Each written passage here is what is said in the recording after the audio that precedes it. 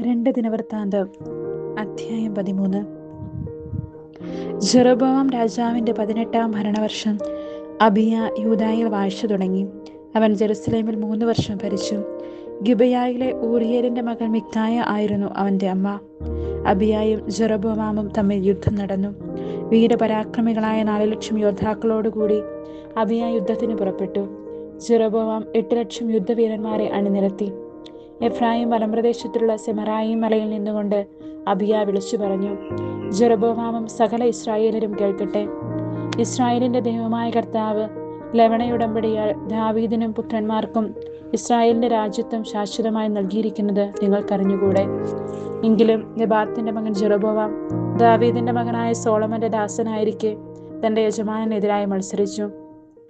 നിസാരരും ദുർവൃത്തരുമായ ഏതാനും പേർ അവനോട് ചേർന്ന് സോളമൻ്റെ മകനായ റഹബോവാമിനെ എതിർത്തു. പ്രായവും പക്വതയും എത്താത്ത അവന് അവരെ ചെറുത്തു നിൽക്കാൻ സാധിച്ചില്ല. നിങ്ങൾക്ക് സംഖ്യാബലമുണ്ട്. ജെറൊബോവാം ഉണ്ടാക്കി തന്ന പൊൻകാളക്കുട്ടികൾ ദൈവങ്ങളായുമുണ്ട്.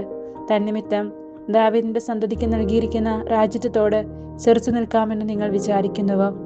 കർത്താവിൻ്റെ പുരോഹിതന്മാരായ അഹറോന്റെ പുത്രന്മാരെയും ലേവ്യരെയും തുരത്തിയിട്ട് മറ്റു ജനതകളെപ്പോലെ നിങ്ങൾ സ്വന്തമായി പുരോഹിതന്മാരെ നിയോഗിച്ചില്ലേ?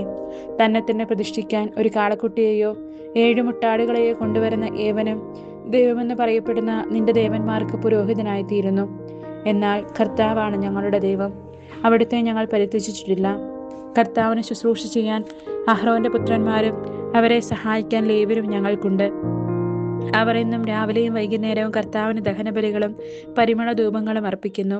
തനി സ്വർണം കൊണ്ടുള്ള മേശമേൽ തിരുസാന്നിധ്യ അപ്പം വയ്ക്കുന്നു. എല്ലാ സായാഹ്നത്തിലും കത്തിക്കുവാൻ വേണ്ടി അവർ വിളക്കുകളും ഭംഗിയായി സൂക്ഷിക്കുന്നു. ഇങ്ങനെ ഞങ്ങൾ ഞങ്ങളുടെ ദൈവമായ കർത്താവിൻ്റെ കൽപ്പനകൾ പാലിക്കുന്നു. നിങ്ങളോ അവിടുത്തെ പരിത്യജിച്ചിരിക്കുന്നു. ദൈവമാണ് ഞങ്ങളുടെ നായകൻ. നിങ്ങൾക്കെതിരെ യുദ്ധകാഹളം മുഴക്കാൻ അവിടുത്തെ പുരോഹിതന്മാർ യുദ്ധകാഹളവുമായി ഞങ്ങളോടൊപ്പമുണ്ട്.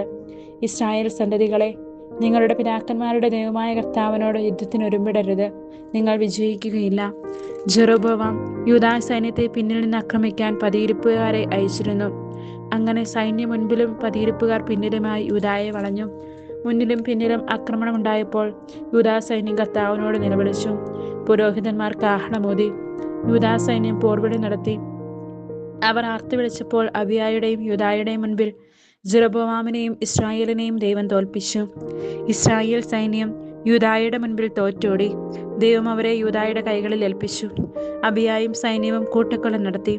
ഇസ്രായേലിലെ 5,00,000 വീരയോദ്ധാക്കൾ അവിടെ മരിച്ചു വീണു. അന്ന് ഇസ്രായേൽ കീഴടങ്ങി. തങ്ങളുടെ പിതാക്കന്മാരുടെ ദൈവമായ കർത്താവിൽ ആശ്രയിച്ചതിനാൽ യൂദാ വിജയം കൈവരിച്ചു. അബിയ ജെറൊബോവാമിനെ പിന്തുടർന്ന് ബേഥേൽ, യെശാന, എഫ്രോൺ എന്നീ പട്ടണങ്ങളും അവയോട് ചേർന്നുള്ള ഗ്രാമങ്ങളും പിടിച്ചെടുത്തു. അബിയായുടെ കാലത്ത് ജെറൊബോവാമിന് അധികാരം വീണ്ടെടുക്കാൻ സാധിച്ചില്ല. കർത്താവ് അവനെ ശിക്ഷിച്ചു. അവൻ മരിച്ചു. എന്നാൽ അബിയ പ്രാബല്യം നേടി. അവന് 14 ഭാര്യമാരും 22 പുത്രന്മാരും 16 പുത്രിമാരും ഉണ്ടായിരുന്നു. അബിയായുടെ മറ്റു പ്രവർത്തനങ്ങളും അവൻ്റെ വാക്കുകളും പ്രവർത്തന ശൈലിയുമെല്ലാം ഇദ്ദോ പ്രവാചകന്റെ ചരിത്രത്തിൽ രേഖപ്പെടുത്തിയിരിക്കുന്നു. 2 ദിനവൃത്താന്തം അധ്യായം 14. അബിയ പിതാക്കന്മാരോട് ചേർന്നു ദാവീദിന്റെ നഗരത്തിൽ സംസ്കരിക്കപ്പെട്ടു. മകൻ ആസ രാജാവായി. ആസായുടെ കാലത്ത് 10 വർഷം ദേശത്ത് സമാധാനം നിലനിന്നു. ആസ ദൈവമായ കർത്താവിന്റെ ദൃഷ്ടിയിൽ നീതിയും നന്മയും പ്രവർത്തിച്ചു. അവൻ അന്യദേവന്മാരുടെ ബലിപീഠങ്ങളും പൂജാഗിരികളും നീക്കം ചെയ്തു. സ്തംഭങ്ങൾ ഇടിച്ചു തകർത്തു. അശേര പ്രതിഷ്ഠകൾ വെട്ടിവീഴ്ത്തി. യൂദാ നിവാസികളോട് തങ്ങളുടെ പിതാക്കന്മാരുടെ ദൈവമായ കർത്താവിനെ അന്വേഷിക്കുവാനും അവിടുത്തെ നിയമങ്ങളും പ്രമാണങ്ങളും അനുസരിക്കുവാനും കൽപ്പിച്ചു. കൂടാതെ യൂദാ നഗരങ്ങളിൽ നിന്ന് പൂജാഗിരികളും ബലിപീഠങ്ങളും നീക്കം ചെയ്തു. അവന്റെ കാലത്ത് രാജ്യത്ത് സമാധാനം നിലനിന്നു. രാജ്യത്ത് സമാധാനം ഉണ്ടായിരുന്നതിനാൽ യൂദായിലെ പല നഗരങ്ങളും അവൻ ബലവത്താക്കി. കർത്താവ് സ്വസ്ഥത നൽകിയതിനാൽ ആ കാലത്ത് യുദ്ധം വേണ്ടി വന്നില്ല. അവൻ യൂദാ നിവാസികളോട് പറഞ്ഞു, നമുക്ക് ഈ പട്ടണങ്ങൾ പുതുക്കി പണിയാം. അവയെ മതിലുകളും ഗോപുരങ്ങളും വാതിലുകളും ഓടാമ്പലുകളും കൊണ്ട് സുരക്ഷിതമാക്കാം. നാം നമ്മുടെ ദൈവമായ കർത്താവിനെ അന്വേഷിക്കുന്നതിനാൽ ദേശം ഇപ്പോഴും നമ്മുടെ അധീനതയിൽ തന്നെ.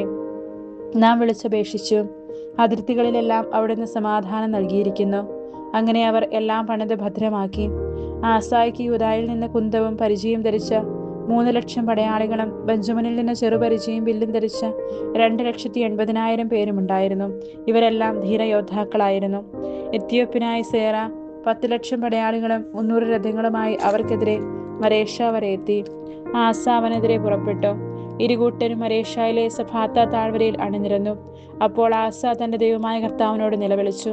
കർത്താവെ, ബലവാനെതിരെ ബലഹീനനെ സഹായിക്കാൻ അവിടുന്നല്ലാതെ മറ്റാരുമില്ല. ഞങ്ങളുടെ ദൈവമായ കർത്താവെ, ഞങ്ങളങ്ങേ ശരണം പ്രാപിക്കുന്നു. ഞങ്ങളെ സഹായിക്കണമേ. അവിടുത്തെ നാമത്തിലാണ് ഞങ്ങൾ ഈ വലിയ സൈന്യത്തിനെതിരെ വന്നിരിക്കുന്നത്. കർത്താവെ, അവിടുന്നാണ് ഞങ്ങളുടെ ദൈവം. അങ്ങേക്കെതിരെ മർത്യൻ പ്രബലനാകരുതേ. ആസായുടെയും യൂദായുടെയും മുൻപിൽ കർത്താവ് എത്യോപ്യരെ പരാജയപ്പെടുത്തി. അവർ തോറ്റോടി. ആസായും കൂട്ടരും ഗരാർ വരെ അവരെ പിന്തുടർന്നു. ഒന്നൊഴിയാതെ എത്യോപ്യരെല്ലാവരും മരിച്ചു വീണു. അവർ കർത്താവിന്റെയും അവിടുത്തെ സൈന്യത്തിന്റെയും മുൻപിൽ തകർന്നു പോയിരുന്നു. അന്ന് യൂദാ സൈന്യം വലിയൊരു കൊള്ള നടത്തി. ഗരാറിന് ചുറ്റുമുള്ള സകല പട്ടണങ്ങളും അവർ തകർത്തു. അവിടുത്തെ നിവാസികൾ കർത്താവിനെ കുറിച്ചുള്ള ഭയനിമിത്തം പരിഭ്രാന്തരായിരുന്നു. യൂദാ സൈന്യം അവ കൊള്ളയടിച്ച് ധാരാളം വസ്തുക്കൾ കരസ്ഥമാക്കി. മൃഗശാലകൾ നശിപ്പിച്ച് ധാരാളം ആടുകളെയും ഒട്ടകങ്ങളെയും കൈവശപ്പെടുത്തി. അവർ ജെറുസലേമിലേക്ക് മടങ്ങി. 2 ദിനവൃത്താന്തം അധ്യായം 15. ദൈവത്തിന്റെ ആത്മാവ് ഒദേദിന്റെ മകൻ അസറിയായുടെ മേൽ വന്നു. അവൻ ആസായുടെ അടുത്ത് ചെന്ന് പറഞ്ഞു, ആസ രാജാവേ, യൂദാ ബെഞ്ചമിൻ നിവാസികളെ കേൾക്കുവിൻ. നിങ്ങൾ കർത്താവിനോട് ചേർന്നിരിക്കുന്നിടത്തോളം കാലം അവിടുന്ന് നിങ്ങളോടുകൂടെ ഉണ്ടായിരിക്കും.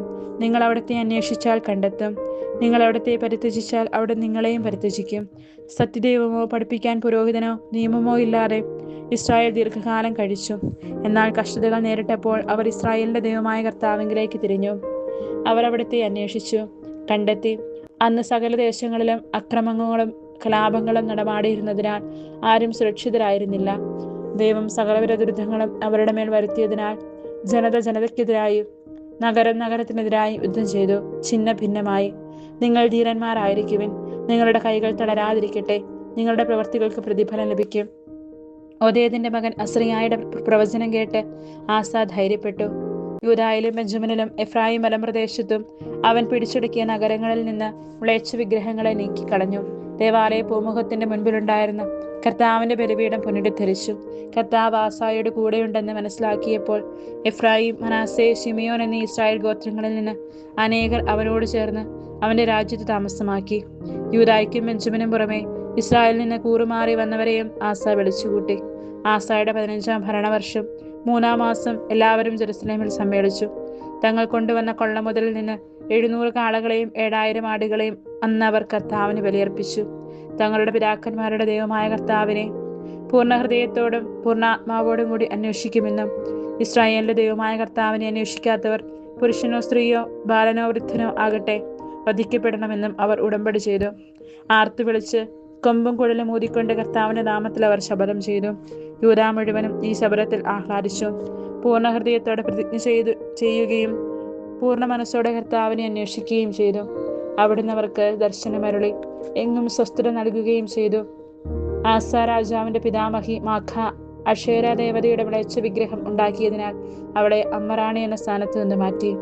ആസ ആ വിഗ്രഹം വെട്ടിമുറിച്ച് കഷ്ണങ്ങളാക്കി കിദ്രോൻ തോട്ടിനരികെ വെച്ച് ചുട്ടുകളഞ്ഞു.